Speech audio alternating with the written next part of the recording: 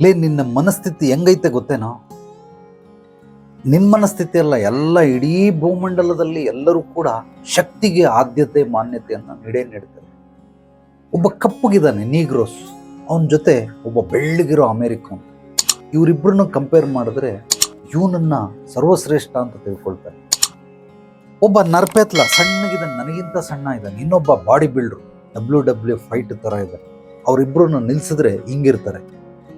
ಆಗ ಇವನು ಬಲಿಷ್ಠ ಅಂತ ತಿಳ್ಕೊಳ್ತಾನೆ, ಅಂದ್ರೆ ಶಕ್ತಿಶಾಲಿ, ಏನು ಸಿಕ್ಕಾಬಿಟ್ಟೆ ಹೈಟಲ್ಲಿ. ಒಬ್ಬ ಬಡವ ಸೈಕಲ್ ತುಳಿತಾವನು, ಇನ್ನೊಬ್ಬ ಶ್ರೀಮಂತ ಕಾರಲ್ಲಿದ್ದಾನೆ.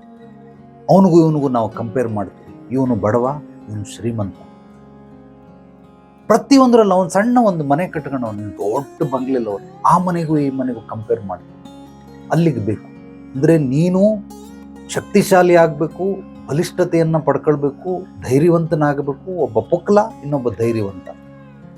ಆದ್ರೆ ಇದು ಎಲ್ಲಾ ಕಂಪ್ಯಾರಿಸನ್ ನೀನ್ ಮಾಡ್ತಾನೆ ಇದೀಯಾ. ನಿನ್ನ ಶರೀರ ನೋಡ್ಕೊಳ್ಳೋ ಒಂದ್ಸಲ ಹೇಗಿದೆ ಅಂತ. ಕಂಪ್ಯಾರಿಸನ್ ಮಾತ್ರ ಮನಸ್ಸಲ್ಲಿ ನಡೀತಾ ಇದೆ, ಆದ್ರೆ ಸ್ಥೂಲವಾಗಿ ಏನೂ ಕ್ರಿಯೆಗಳನ್ನ ಮಾಡ್ತಾ ಇಲ್ಲ. ಪ್ರತಿಯೊಬ್ಬ ಮನುಷ್ಯ ಯಶಸ್ಸು ಕೀರ್ತಿ ಗಳಿಸ್ಬೇಕು, ಗುರಿ ಸಾಧನೆಯನ್ನ ಮಾಡಬೇಕು, ಅಭಿವೃದ್ಧಿ ಸಮೃದ್ಧಿಯನ್ನು ಹೊಂದಬೇಕು, ನಾನು ಶ್ರೀಮಂತನಾಗಬೇಕು, ನಾನು ಬಾಡಿ ಬಿಲ್ಡರ್ ಆಗಬೇಕು, ನಾನು ಬೆಳ್ಳಗಾಗಬೇಕು, ನಾನು ದೊಡ್ಡ ಬಂಗ್ಲೆ ಕಟ್ಟಬೇಕು. ಇದೆಲ್ಲವೂ ಎಲ್ಲರಿಗೂ ಆಸೆ ಇದ್ದೇ ಇದೆ. ಯಾಕೆಂದ್ರೆ ಆಕರ್ಷಣೆ, ಅದು ಎಳೆಯುತ್ತೆ. ಆದರೆ ಅದಕ್ಕೋಸ್ಕರ ಏನಾದರೂ ಕ್ರಿಯೆ ಮಾಡಬೇಕಲ್ಲ, ಕೆಲಸ ಮಾಡಬೇಕಲ್ಲ, ಕರ್ಮ ಮಾಡಬೇಕಲ್ಲ.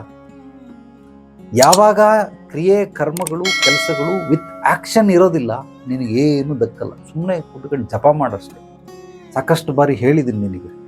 ಸ್ವಿಮ್ಮಿಂಗ್ ಪೂಲ್ ಮುಂದೆ ಕುಂತ್ಕೊಂಡು ಪಾಸಿಟಿವ್ ಆಗಿ ಚಿಂತನೆ ಮಾಡ್ತಾವನು, ನನಗೆ ಈಜು ಬರುತ್ತೆ, ನನಗೆ ಈಜು ಬರುತ್ತೆ, ನನಗೆ ಈಜು ಬರುತ್ತೆ. ಪುಟ್ಕೋಸಿ ಬರ್ತದೆ, ಏನು ಈಜು ಬರಲ್ಲ ನಿನಗೆ. 10,000 ಸಲ ಮಾಡು, 1,00,000 ಸಲ ಮಾಡು, 1,00,000 ಸಲ ಜಪ ಮಾಡು, ನಿನಗೆ ಈಜು ಬರಲ್ಲ. ಎಲ್ಲಿವರೆಗೂ ನೀನು ನೀರು ಇಳಿಯಲ್ವೋ ಅಲ್ಲಿವರೆಗೂ ಈಜು ಬರಲ್ಲ. ಈ ಜನ್ಮ ಎಲ್ಲ ಕುಂತ್ಕೊಂಡು ಮಾಡು, ನೀನು ಈಜು ಬರ್ತದೆ, ಈಜು ಬರುತ್ತೆ, ಖಂಡಿತವಾಗ್ಲೂ ಬರೋದಿಲ್ಲ.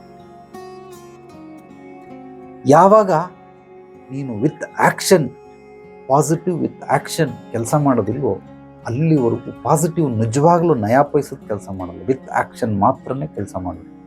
ಒಂದು ನಾಣ್ಯದ 2 ಮುಖಗಳಿದ್ದಂಗೆ ಪಾಸಿಟಿವ್, ಆಕ್ಷನ್, ಒಂದು ನಾಣ್ಯದ 2 ಮುಖಗಳು.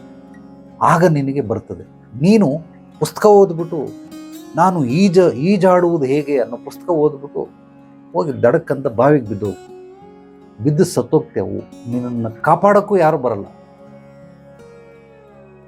ಪುಸ್ತಕ ಓದ್ಬಿಟ್ಟು ನೀನು ಈಜಾಡೋದಕ್ಕಾಗೋದಿಲ್ಲ. ಯಾರಾದರೂ ಅನುಭವಸ್ಥರ ಹತ್ರ ಹೇಳಿಸ್ಕೊಳ್ಬೇಕು, ಅಥವಾ ಸ್ವಿಮ್ಮಿಂಗ್ ಪೂಲಲ್ಲಿ ಕೋಚ್ಗಳಿರ್ತಾರೆ, ಅವ್ರ ಹತ್ರ ಹೋದ್ರೆ ಒಂದು ಟ್ರೈನಿಂಗ್ ಕೊಡ್ತಾರೆ, 15 ದಿವಸ ಟ್ರೈನಿಂಗ್, ಈಜು ಬಂದ್ಬಿಡುತ್ತೆ. ಹಳ್ಳಿ ಕಡೆ ನಾಟಿ ಸ್ಟೈಲಲ್ಲಿ, ಇದು ಸ್ವಿಮ್ಮಿಂಗ್ ಪೂಲಲ್ಲಿ ಫಾರಂ ಸ್ಟೈಲಲ್ಲಿ. ಯಾವುದೋ ಒಂದು ರೂಪದಲ್ಲಿ ಕಲಿಬೇಕು. ಅದನ್ನು ಬಿಟ್ಬಿಟ್ಟು ಈ ರೀತಿ ಮಾಡ್ತಾರೆ. ನಾನು ಹೇಳೋದು ನಿನಗೆ ಸ್ವಲ್ಪ ಕೋಪ ಬರಬಹುದು, ಆದರೂ ನಿನ್ನ ಒಳ್ಳೆದಕ್ಕೋಸ್ಕರ ಹೇಳ್ತಾ ಇದ್ದೀನಿ. ಅದನ್ನು ಅರ್ಥ ಮಾಡ್ಕೊಂಡು ಸುಮ್ಮನೆ ಬಿಡಬೇಡ, ಅಳವಡಿಸ್ಕೊ.